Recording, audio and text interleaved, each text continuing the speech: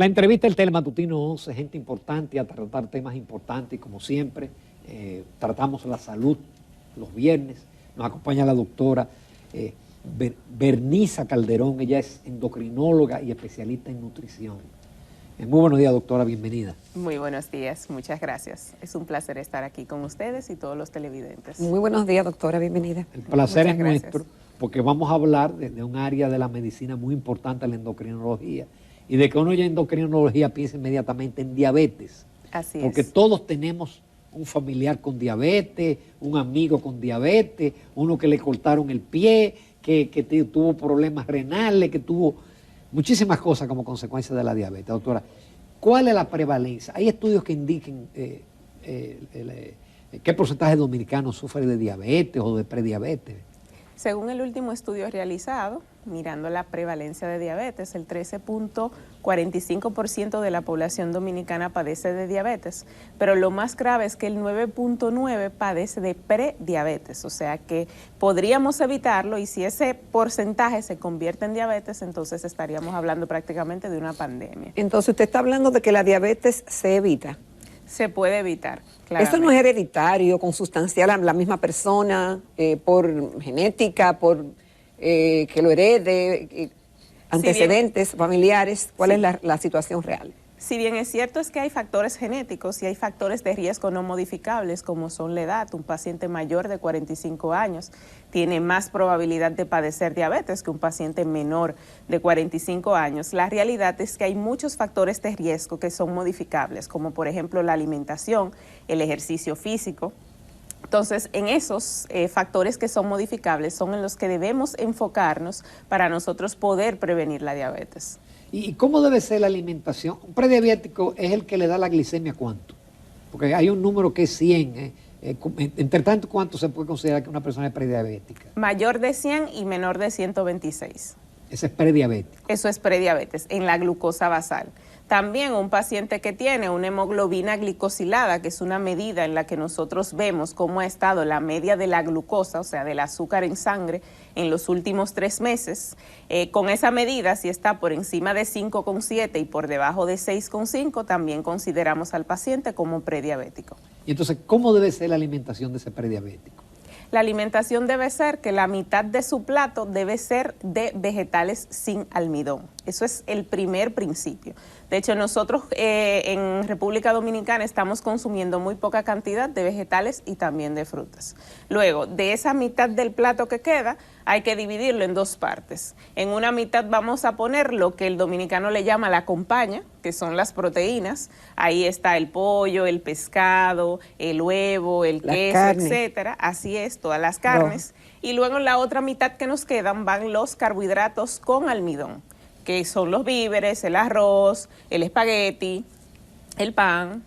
¿Y cuáles son los carbohidratos que no deben ser consumidos? El pan, por ejemplo, el pan se puede consumir. Se puede consumir, pero en la proporción que yo acabo de decir. Si usted tiene un plato, usted lo divide en 4 partes y 2 partes siempre tienen que ser de vegetales sin almidón. Esos vegetales son los que nosotros muchas veces no queremos comer. Dígase lechuga, tallota, zanahoria, tomate, vainita, pepino, efectivamente. Brócoli. Efectivamente, que eso es lo que la gente dice, eso yo me lo como y no me llena.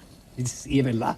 Y básicamente, a veces el paciente tiene la percepción de que no le llena porque son vegetales que su mayor contenido es de agua, pero favorecen mucho la saciedad porque tienen un alto contenido de fibra. Y cuando el paciente los mastica bien y espera el suficiente tiempo y come una gran cantidad de ellos, entonces lógicamente sí llega a tener la saciedad. Doctora, la diabetes es una enfermedad de las llamadas crónicas. Así es decir, de que se puede complicar y complicar y complicar y hay que ponerle mucha atención. Así es. De hecho, los pacientes con diabetes, lógicamente, tienen una mayor probabilidad de padecer eventos cardiovasculares, de tener un infarto, de tener un accidente cerebrovascular, lo que la gente le llama derrame cerebral. Entonces son pacientes que pueden tener otras complicaciones microvasculares, dígase afectación en el ojo, en el riñón, pueden tener un pie diabético. Y entonces, una cosa, si una persona no se hace la prueba de la glicemia, está bien, en su casa, porque vemos diabéticos hasta en niños, la diabetes. Así es. Entonces, ¿cómo una persona, la diabetes da alguna sintomatología, alguna señal de alerta de que la persona que la padece o la persona que está cerca pueda darse cuenta de que algo está pasando? Sí. Claramente, al inicio, cuando empieza la enfermedad, el paciente puede no sentir nada, pero a medida que se van aumentando esos niveles de glucosa, el paciente puede presentar un aumento de la sed, un aumento de la frecuencia de ir al baño. El paciente también puede presentar pérdida de peso y mucha hambre que no puede controlar. También otra evidencia de que se puede estar padeciendo diabetes es que el paciente tenga una herida que no se sana o que empiece a presentar infecciones en sus partes. Cualquiera de esos síntomas que usted tenga, usted acuda a su médico, coménteselo para que el médico decida hacer las pruebas y descartar si usted tiene diabetes o no. Pero no espere a tener esos síntomas para acudir al médico. Y ese es el mensaje que tenemos hacerse que un análisis de glicemia periódicamente, ¿no? Efectivamente. Doctora, y la diabetes, una vez diagnosticada como tal, no el prediabético, sino ya cuando al paciente se le dice, bueno, usted es diabético, ¿es reversible esa condición con dietas, ejercicio, etcétera? Esa condición, ¿O no se va a eso? ¿O ya cuando ya está instalada en el organismo no se cura? esa condición solamente se puede curar cuando el paciente, la causa de su diabetes es un exceso exagerado de peso. Entonces, en ese paciente que se hace generalmente una cirugía bariátrica, el paciente puede llegar a curarse. Pero es importante entender que ese paciente ya tiene el defecto metabólico y que si el paciente vuelve a ganar peso, va a volver a presentar la diabetes. Entonces, la diabetes es una enfermedad que se controla en cierta manera, pero no se cura al 100%. Vamos a una breve pausa, doctora, porque ahora es que esto está bueno. Nos faltan muchísimas preguntas, no solamente de diabetes, sino de otras enfermedades del aparato endocrinológico. Lo pronuncié bien, lo dije bien. ¿Lo dijiste? Nos vamos a comerciales.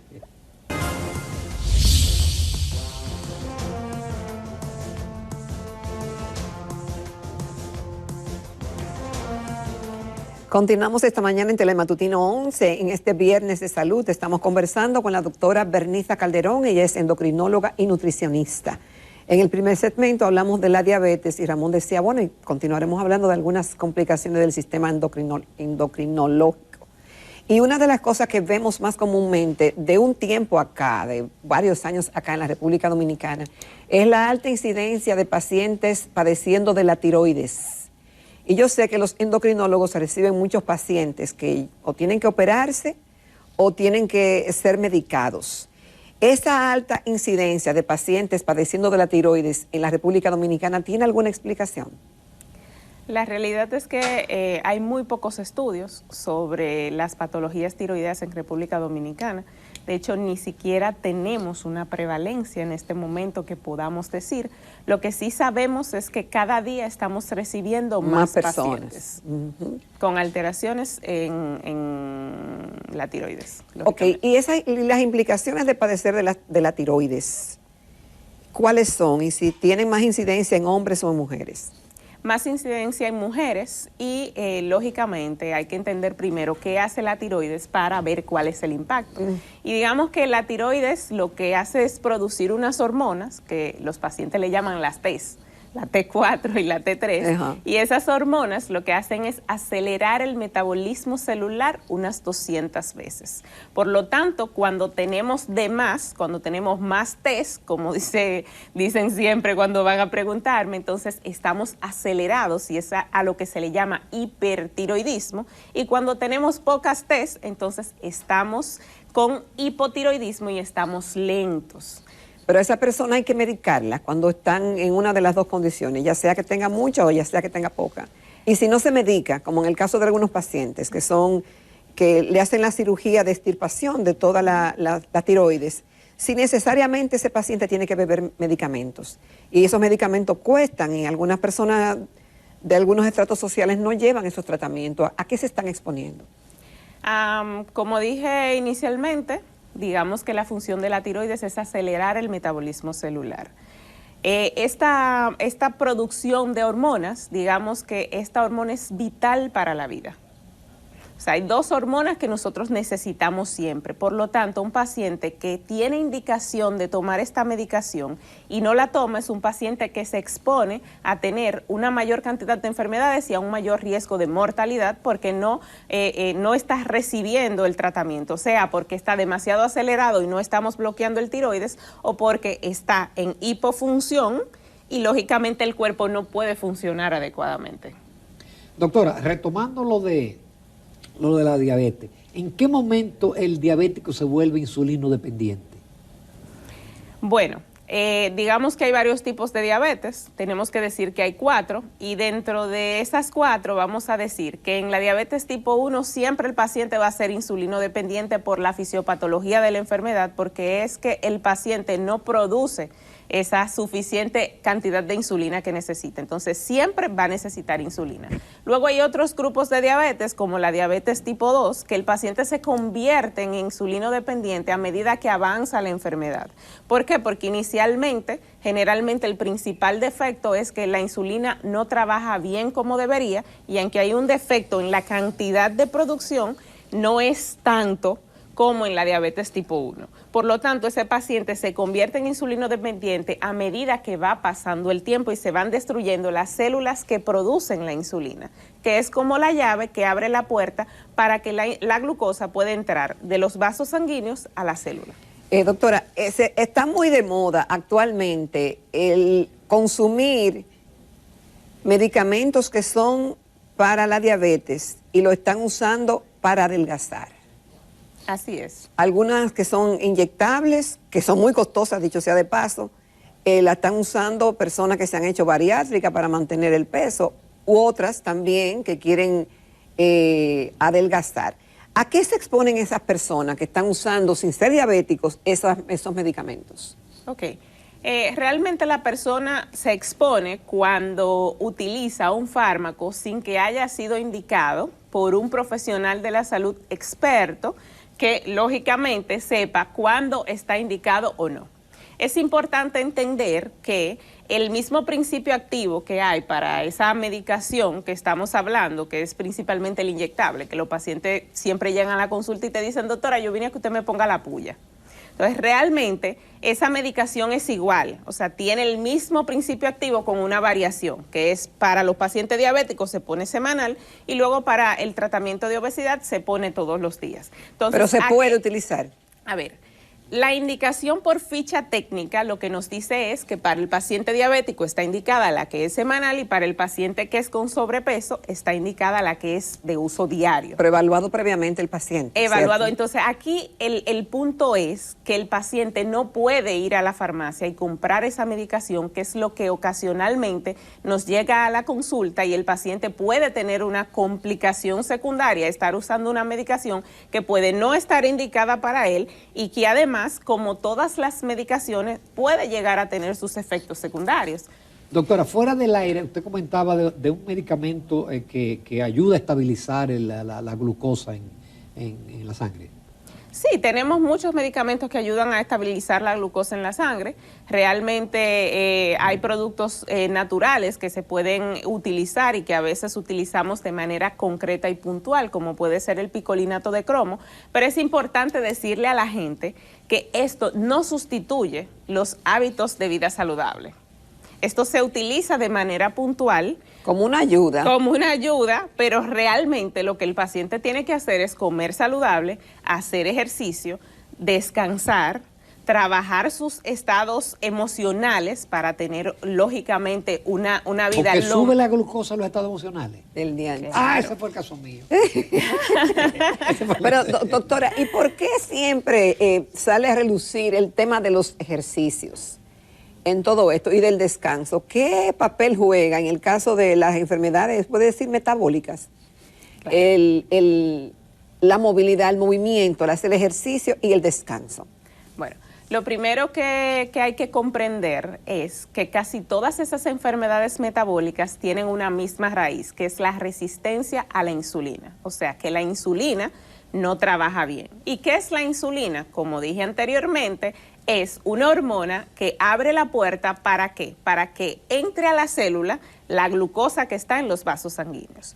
¿Qué ocurre con esto? Que cuando nosotros hacemos ejercicio, digamos que el ejercicio es un disparador natural del funcionamiento adecuado de la insulina. Y por lo tanto, el ejercicio permite que haya... Pero el aeróbico o cualquiera. Los dos apoyan. Entonces, por eso se le llama a la insulina como, se le llama al ejercicio la insulina natural.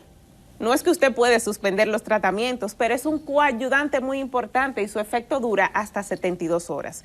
Pero además, también el ejercicio favorece todo lo que es el bienestar. Entonces, por eso es importante hacer ejercicio. Es fundamental, porque previene todas las enfermedades cardiometabólicas. Doctora, finalmente el alcohol, porque yo he oído que el que bebe whisky quema el azúcar. No, o el que bebe... Si el que se bebe una botella, como una copa de vino. Pero que entonces la cerveza no y el vino... Es decir, el papel de los alcoholes con la diabetes. Bueno, el papel de los alcoholes con la diabetes. Es importante entender que primero el alcohol nos aporta calorías, pero no nos aporta nutrientes. Ese es el primer punto. O sea, nos aporta muchas calorías, Dios mío, qué pero no injusticia. nutrientes. Camilo, qué injusticia esa, ¿eh? Luego, el segundo punto es que en el caso del paciente diabético, el alcohol puede interferir para el accionar de los medicamentos. Y por eso hay pacientes que pueden llegar a tener tanto una hiperglucemia como una hipoglucemia. O sea, pero ¿cuál medicamento? Porque eso se dice con los antibióticos, también con otros... sí. ¿Puede interferir? Puede interferir. Entonces, por eso el paciente diabético no debe tomar grandes cantidades de alcohol. Pero si nos vamos fuera de los pacientes que no son diabéticos, la realidad es que el alcohol no es beneficioso para la salud. Y aunque yo no voy ¿Se le oye? Sí, todos los informes dicen que el alcohol no es realmente beneficioso para la salud. Y aunque no se le va a decir al paciente... Ni una copita, ni dos. Sí, si ocasionalmente... Que a partir de cuánta botella que me... Si ocasionalmente una persona, porque va a celebrar, porque tiene un evento, un compartir familiar, quiere tomarse una copa, eso está bien, es correcto. Pero la realidad es que el consumo frecuente de alcohol no es beneficioso para la salud por todos los efectos que tiene a nivel corporal y porque predispone eventos cardiovasculares. Qué pena no tener más tiempo, doctora, pero hemos quedado impresionados porque usted comunica bien. Muy bien. Y además en un lenguaje que se entiende. Vamos a volverlo a invitar, sí. Muchísimas gracias, doctora. Gracias, doctora, encantada.